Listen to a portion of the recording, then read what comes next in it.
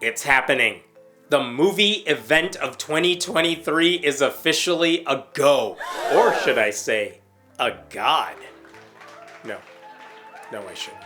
God's Not Dead 5, or more accurately, God's Not Dead Rise Up, is coming to a TV or phone near you next year, according to a press release from Pure Flix.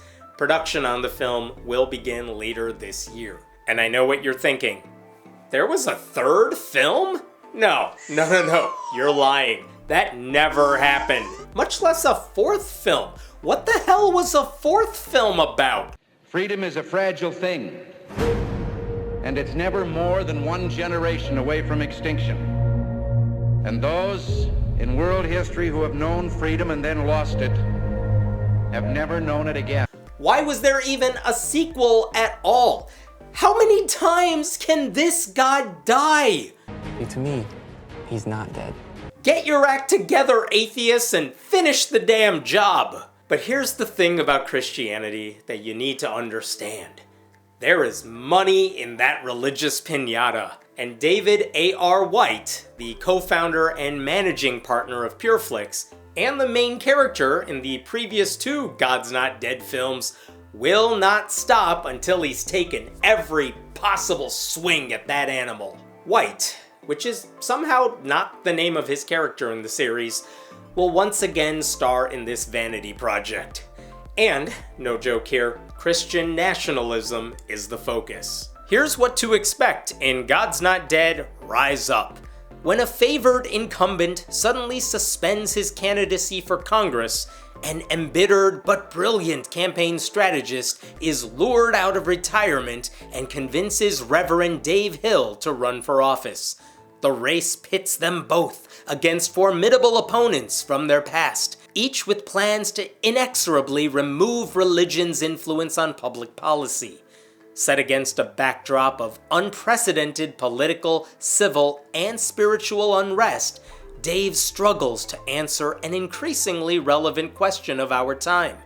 Is God dead in American politics? It takes serious chutzpah to question whether God is dead in American politics when 99% of Republicans in Congress and 88% of Congress as a whole practice Christianity. That's in addition to the ultra-conservative religious majority on the Supreme Court. Imagine writing a movie about conservative Christians running for office and acting like we live in a truly secular nation that needs to be fixed, and not a pseudo-theocracy where Christian nationalists are almost entirely in charge of one party and also happen to be election deniers. According to nonpartisan group States United Action, 23 candidates who deny the 2020 election results are running for Secretary of State in 19 different states.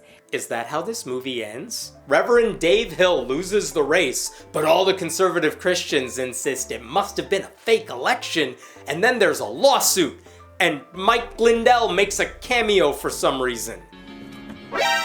Looks like you're not sleeping well. I mean, it's gotta be. I'm calling it now. That is exactly how this movie will go. Another option could be that Dave Hill is told he shouldn't be in office because he's a Christian, and this becomes all about persecution, just like every other film in the series. Your God, your book, they're in the way.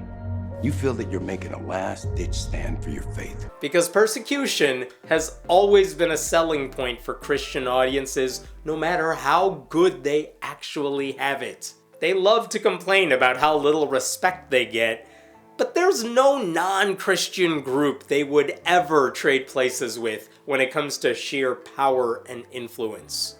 In any case, if this film follows the financial trajectory of the rest of the series, it's almost certain to fail. Just to quickly recap the history of this franchise, the first God's Not Dead truly was a phenomenon, making more than $64 million during its theatrical run in 2014. The sequel, which starred Melissa Joan Hart and came out in 2016, made over $24 million. That likely covered all the production costs and then some, but it wasn't a blockbuster by any means.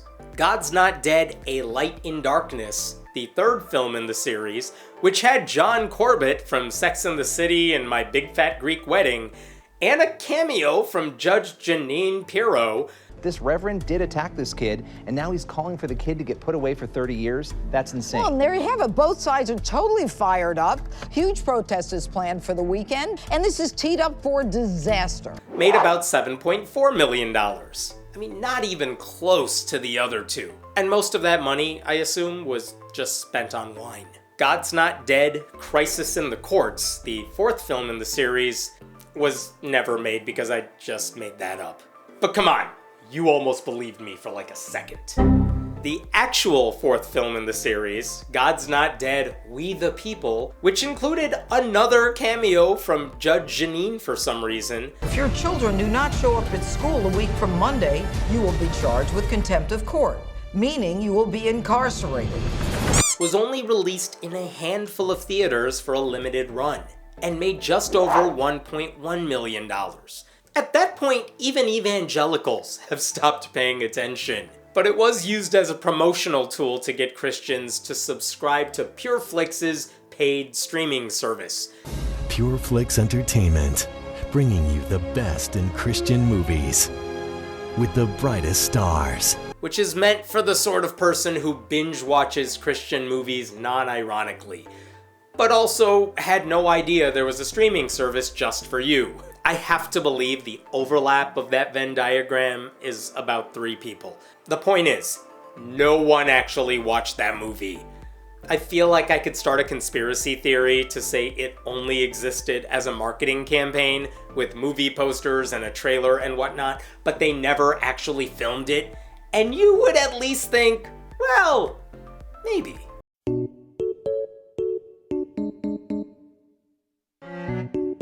I'm not done yet. Another way of analyzing the success of a film is looking at how it did in its opening weekend, when most people who want to see the movie will watch it. God's Not Dead 1 made about $9.2 million in 780 theaters its first weekend, which was just astonishing, partly because it made almost that much in subsequent weekends as word of mouth led more people to go watch it. God's Not Dead 2 made $7.6 million in 2,400 theaters. More theaters, less money.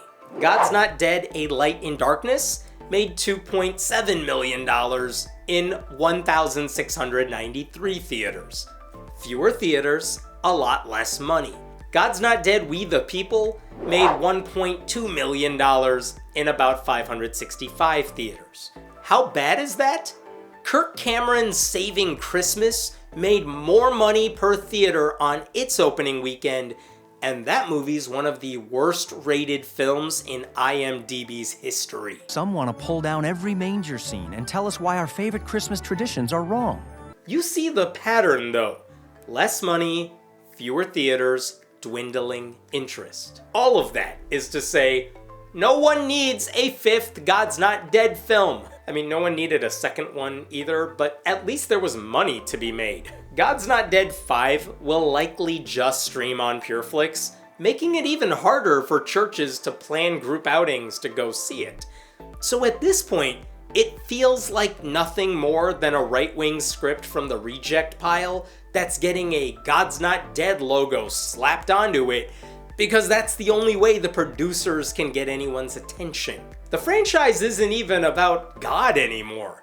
Just going by the description, the latest film is just a way to milk the title of the first movie to sell a very different kind of conservative Christian propaganda. It comes at a time when Christian nationalism is threatening women's bodies and public schools, and Christianity itself is declining in popularity. It's hard to imagine atheists weren't the ones pushing for this franchise to continue, because no one does a better job of making Christians look bad than the Christians making these movies. For 2,000 years, men have been trying to get rid of Christianity. What makes you think that you can accomplish what they couldn't? They didn't have an 83% approval rating. You may as well just film David A.R. White literally beating a dead horse for 2 hours.